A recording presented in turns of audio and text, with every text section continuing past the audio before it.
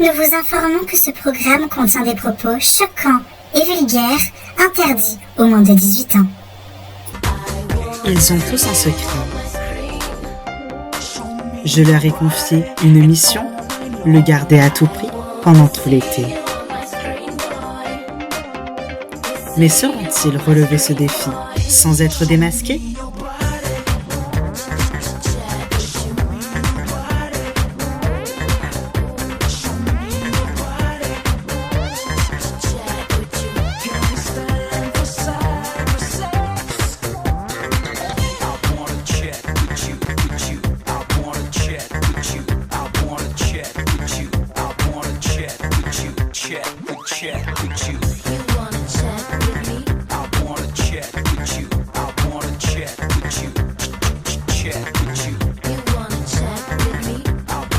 Et surtout, n'oubliez pas, méfiez-vous des apparences. Et bonjour à tous et à toutes et bienvenue dans Secret Story Playmobil saison 69, quotidienne 9. Et oui, merci d'être avec nous.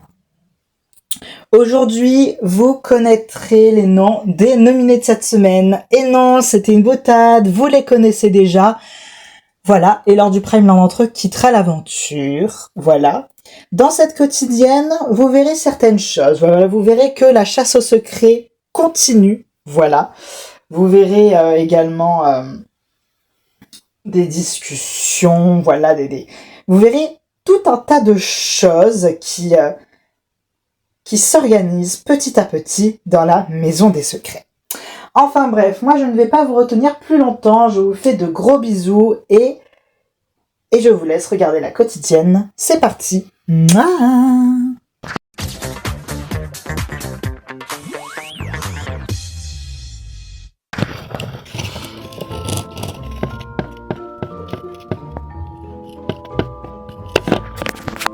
Et c'est là qu'il m'a dit ouais mais vous vendez des voitures avec votre chapeau et tout, votre chapeau de femme. Et moi j'étais en mode parce que mon chapeau maintenant il a un genre, je savais pas, j'étais pas au courant. Et dans mon nom, mais vous voyez très bien ce que je veux dire. Et moi, j'étais en mode, bah ouais, je vois très bien ce que vous voulez dire. Vous avez un complexe d'infériorité parce que je suis un homme qui porte un chapeau rose, qui s'y connaît mieux en voiture que vous. Et vous complexez par rapport à ça. Et alors, il s'est passé quoi ensuite ? Bah, du coup, il a fermé sa gueule et il a acheté une voiture. Voilà. Mais du coup, tu t'y connais en voiture ? Pas du tout, je fais ça pour l'argent. J'adore. Bah, où il est, Oussam ? Ah. Oh, je les laisse tranquilles. Ce matin, je voulais voir Oussam et puis je l'ai découvert dans ce qui m'avait l'air d'être une discussion très intéressante avec Sébastien. Donc je me suis dit, je vais leur laisser un petit peu d'intimité. Voilà, c'était assez rigolo, voilà, assez drôle. Voilà. Je les ai laissés un petit peu ensemble, papoter, voilà. C'était sympa, voilà. J'ai trouvé ça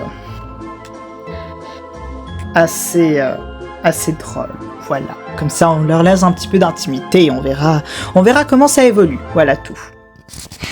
Ouais. Salut, vous savez où est-ce qu'il est, Oussam, ce matin ? Non, je sais pas. Il parle avec Sébastien. Genre Oussam et Sébastien, ils se parlent ensemble. Oh, j'adore. Et à votre avis, ça va aboutir sur quoi ? Je sais pas. Honnêtement, je sais pas encore exactement ce que Oussam ressent par rapport à ça. Mais je me dis... Peut-être que... voilà. En tout cas, ça peut aboutir sur une belle amitié. En tout cas, moi, j'y crois. Mais en vrai, ils iraient trop bien ensemble, genre vraiment... Après, moi, c'est peut-être parce que... Aïe. Moi, c'est peut-être parce que je crois en l'amour et tout, et puis voilà. Mais toi, du coup, Pénélope, c'est quoi un peu ton genre de mec ? Bah, physiquement, j'avoue que c'est un mec brun, propre sur lui, voilà. Mais c'est tout le contraire d'Hugo, en fait. Genre, qu'est-ce que tu foutais l'autre soir à danser avec lui, en fait ? Non, mais justement, c'était juste pour s'amuser avec Hugo, genre... voilà. Après, sache que s'il devait se passer quoi que ce soit avec Hugo, même si on n'aime pas Hugo, sache que toi, on t'adore et on sera là pour toi. On sera là aussi pour toi quand on devra te ramasser à l'appel lorsqu'il t'aura brisé le cœur, cet enculé, mais voilà, je dis ça comme ça.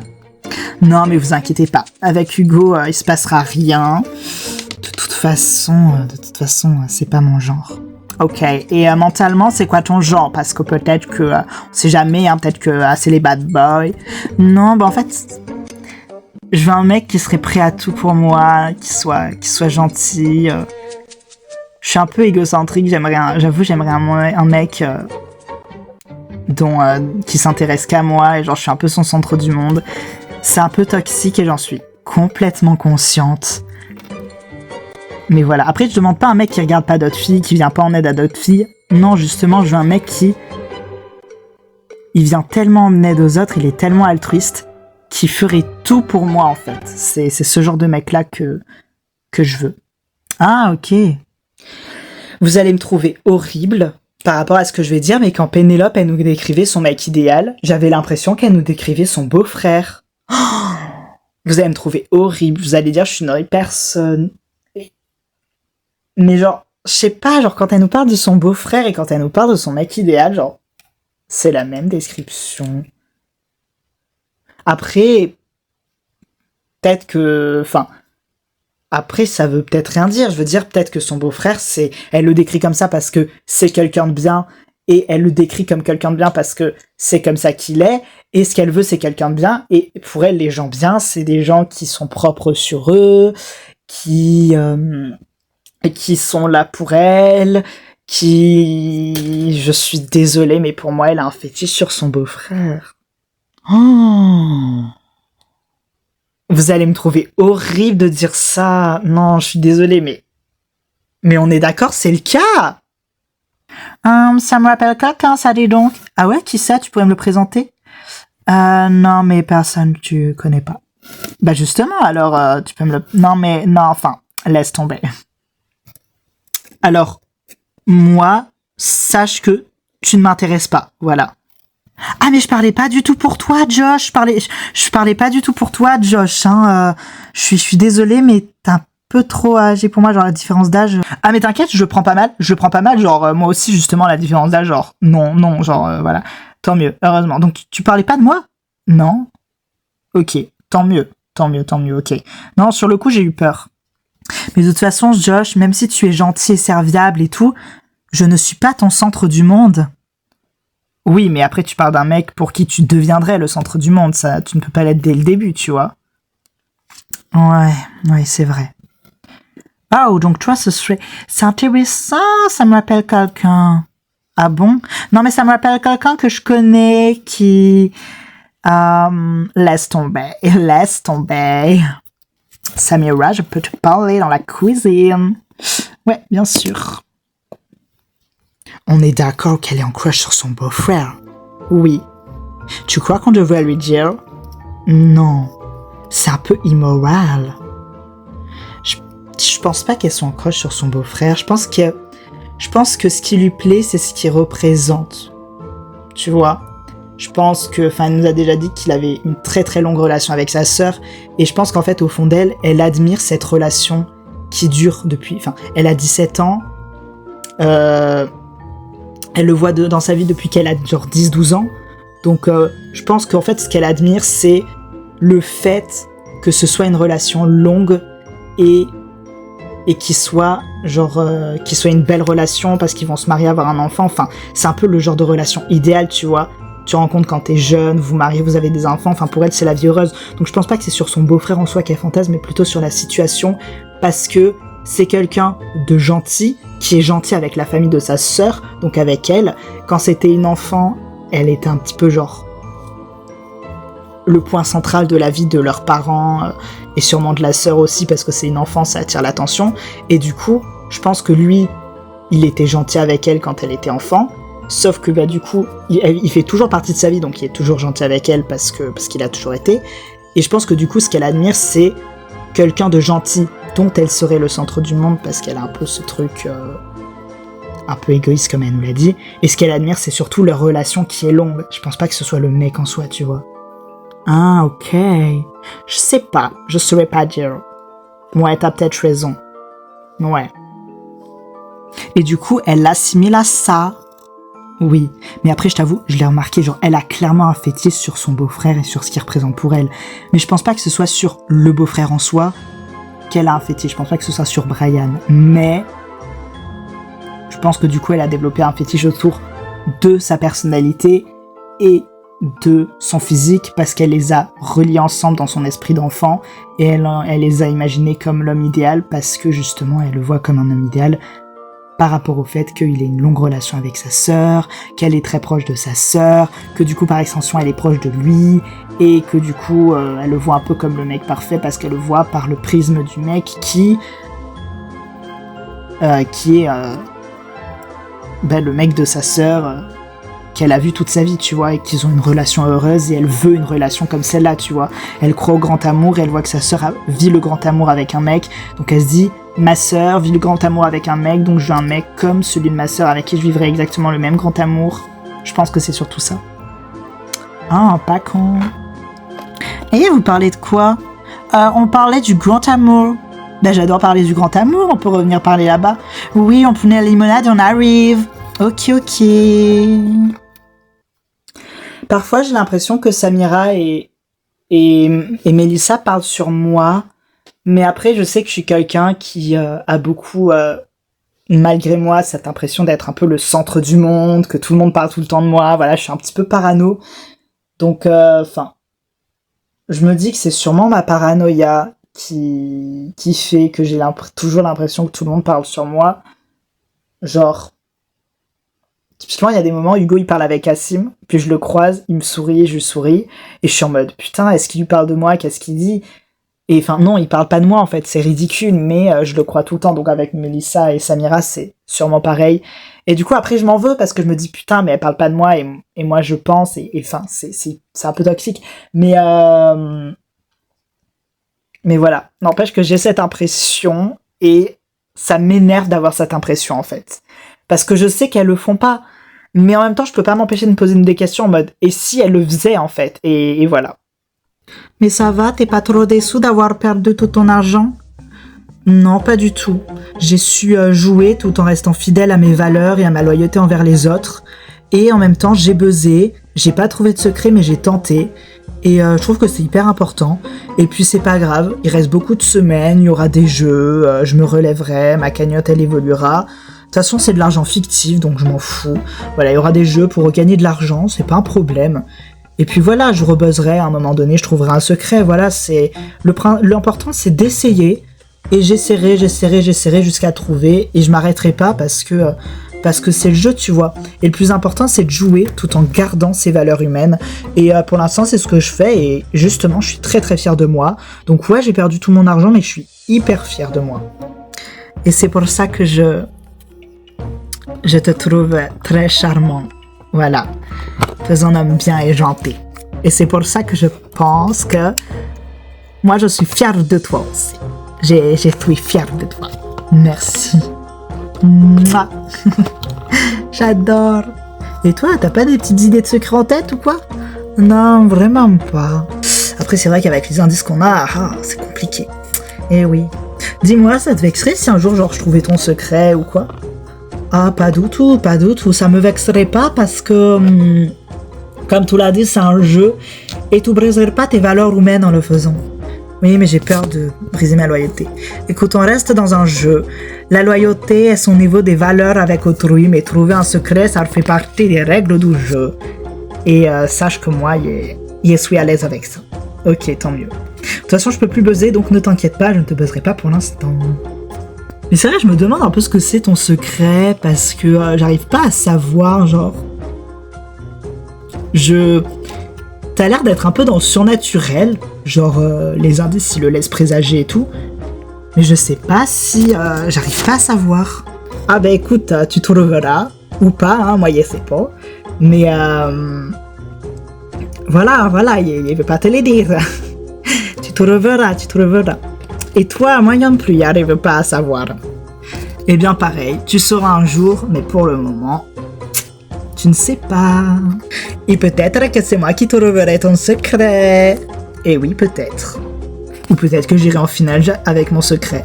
Et moi aussi, peut-être que j'irai en finale avec mon secret. eh bien on ira au final tous les deux avec nos secrets. Ou bien on aura mutuellement trouvé le secret de l'autre. Oh, ce serait incroyable.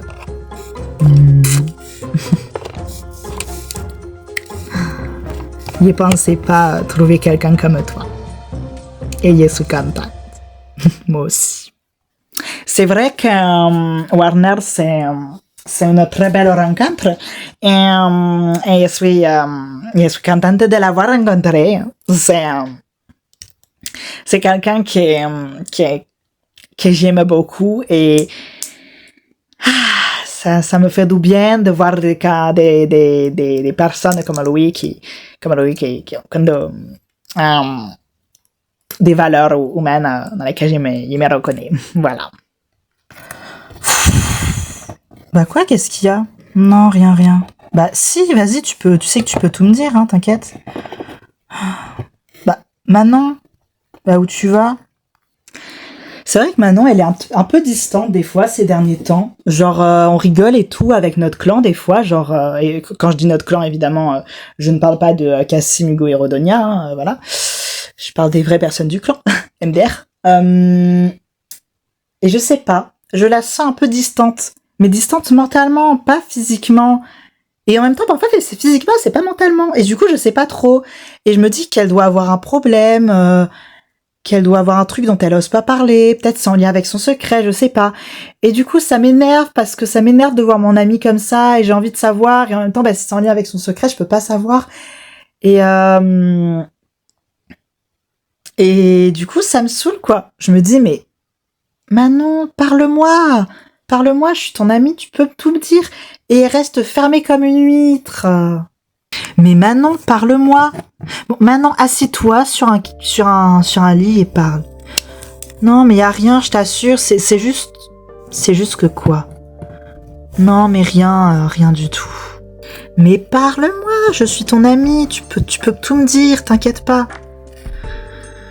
Faut rien, c'est moi, il y a des trucs, il y a quoi? Non, rien. Non, Manon, c'est pas rien. Dis-moi qu'est-ce qu'il y a. Non, mais rien du tout. Je t'assure vraiment, Erika, c'est vraiment juste moi. Il y a des fois, je suis un petit peu de mauvaise humeur. Je pense un peu à ma vie. Je suis un petit peu triste, mais c'est tout. D'accord, bon. En tout cas, sache que si t'as envie d'en parler, je suis là pour toi, d'accord, ma belle? Oui. Bon. Tu viens? Je reste un peu ici 5 minutes pour me reposer un petit peu 5 minutes et puis j'arrive.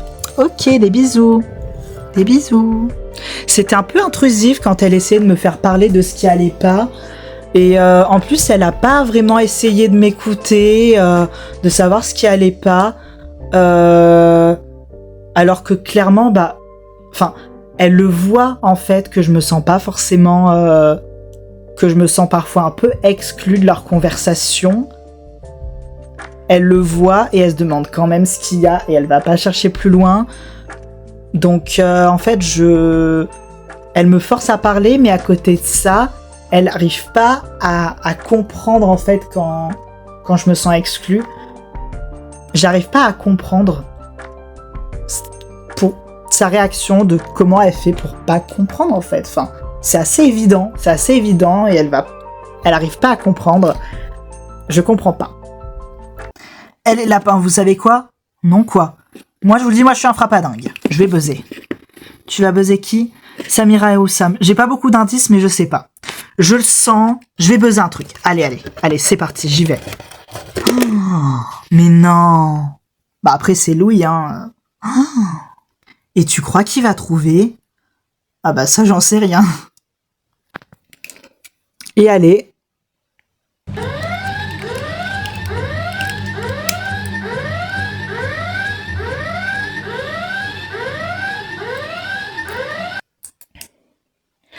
Ici la voix. Louis, quel secret penses-tu avoir découvert? Je pense avoir découvert le secret de Oussam et Samira. Quel est-il d'après toi? Je pense que Oussam a sauvé Samira de la noyade. Voilà, je pense que... Parce que par rapport aux indices qu'on a reçus, parce que Oussam a eu profondeur, Samira a eu bulle et danger. Donc je pense que Samira, genre en fait, elle était en danger dans l'eau par rapport aux profondeurs que genre Oussam a eu et tout. Et genre elle faisait des bulles parce qu'elle était en train de se noyer, quoi. Enfin genre par rapport aux indices, hein. Et du coup Oussam, eh ben, il a genre plongé en profondeur pour la ramener, je sais pas trop. Et du coup je pense que Oussam, il a sauvé Samira de la noyade. Bien. La voix te rappellera plus tard pour la confrontation. C'est tout pour le moment. Merci la voix.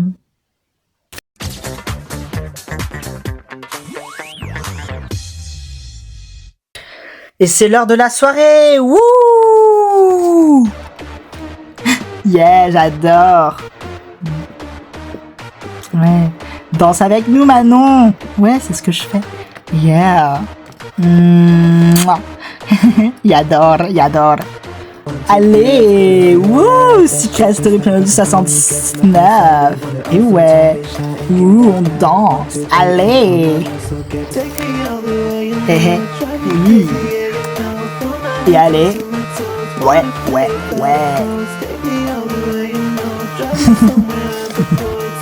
Et alors, les lapins, vous allez bien? Ça va, merci. Ouais, ça va.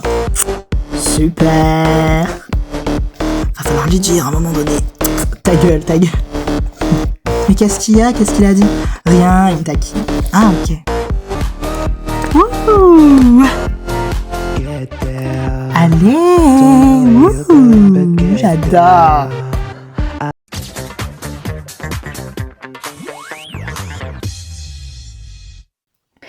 Bien, merci beaucoup d'avoir regardé cette quotidienne. Moi, je vous retrouve lors du Prime. Voilà, il y a 8 nominés. C'est donc, comme vous le savez, le 1 pour Oussam, le 2 pour Josh, le 3 pour Carole, le 4 pour Mélissa, le 5 pour Pénélope, le 6 pour Samira, le 7 pour Sébastien et le 8 pour Warner. Voilà, quelque chose comme ça, j'ai dit les 8, je sais pas si c'est dans le bon ordre. Écoutez, c'est pas un problème. Moi, je vous fais des bisous et je vous dis à la prochaine. Mouah, des bisous.